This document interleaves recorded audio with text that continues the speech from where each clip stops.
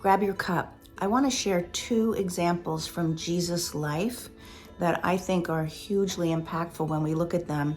Impactful in our own healing. Impactful in, if you can take away from these two examples, healing from your challenges that really knocked you to your knees, healing from past trauma, healing from betrayals, whatever it is in life, we all have it. You don't get to go through this life without that.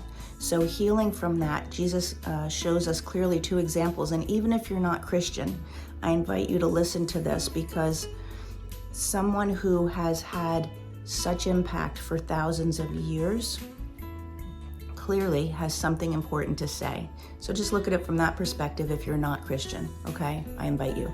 So the first thing that Jesus really showed us, and this is critical for people, the critical in the work that I do, what I've learned for myself, is authenticity to yourself.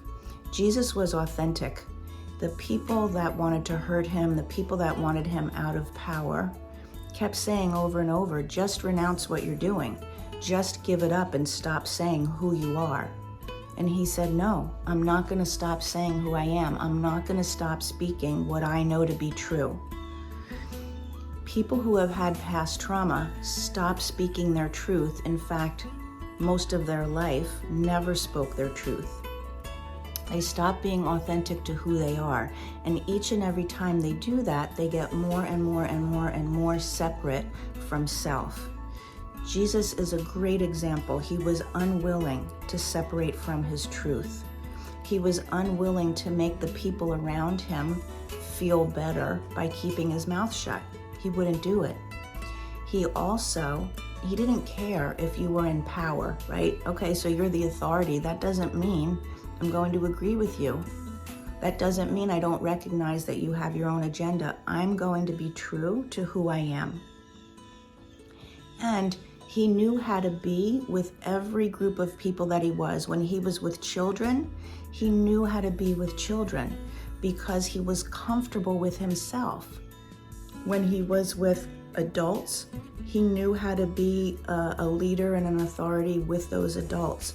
When he was with people who needed him, he knew how to soften and how to lead them. He knew how to be who he needed to be because he was certain with who he was. There was no, I don't know, did I do that right? There was no worry about how he showed up. He just was an authentic expression of his spirit, and he would not back down from that. And you have to get that back. You came into this life with the same ability, but you gave it away. If you're needing to heal, if you want to have a life that feels connected and true and centered and purposeful, you have to get your authenticity back. You have to heal the parts where you gave it away, where you worried more about other people, where you said yes to people, where you listened even though you knew it wasn't right for you. Okay, so that's the first example, the authenticity, and it's critical. The second example is, even though Jesus was centered with who he was, he knew what his purpose was, he knew why he was here, the human being in him had fear. So the whole season of Lent is the story about when Jesus goes up into the mountains by himself. He went up into the mountains to get his brain around what was coming. He knew what was coming. He knew what he had to do. He knew he was going to give his life. And the human being in him had fear. And it took 40 days, which, by the way, it's a minimum of 40 days. I work with people for at least 90 days and then ongoingly past that, but at least 40 days to shift and integrate something in your body.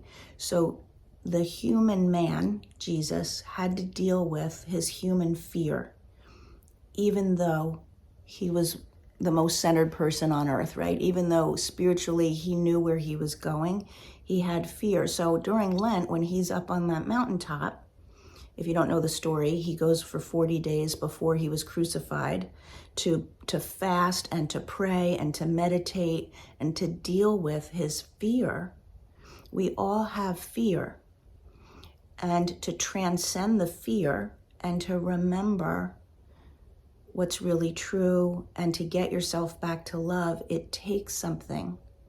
So every time you have that voice of fear showing up, you need the tools to know how to manage it. So Jesus he didn't try to do it down in the trenches with his family and with his people. He was like, this is big. I have a lot of fear. I need to prepare myself. I need to get ready. And he fasted, he prayed, he meditated. For practicing Christians, the season of Lent is, I'm going to give up chocolate. I'm going to give up wine. I'm going to give up red meat on Fridays. They're tokens of honoring what Jesus did. But Jesus was doing some really big stuff. He was, like, as I said, fasting, meditating, praying. He was doing everything he needed to do for his human body to get his brain around his fear so that he could come down at the end of that Lent season and face what was there for him to face. And he knew exactly what it was. He knew he was going to die. So he had that duality of, his spiritual presence and then his human beingness. And we all have that. So that's an example that I want you to remember in your healing journey. You have to learn the tools to manage your fear. You have to understand that what it is to be human is to have fear. And if you don't want to live in fear all the time, you have to learn how to transcend that, how to overcome that, so that you can manage your physiology, manage your body, manage your brain, and be able to handle what there is to handle.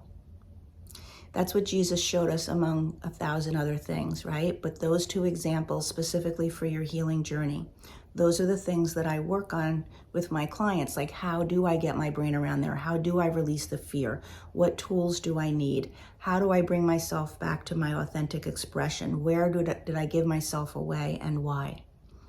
If you have any questions on that, drop me a comment. I'd love to hear from you. You can send me a message as well if you want to have information about doing that work in your own life and getting yourself centered and out of living a life of fear. Have a good day.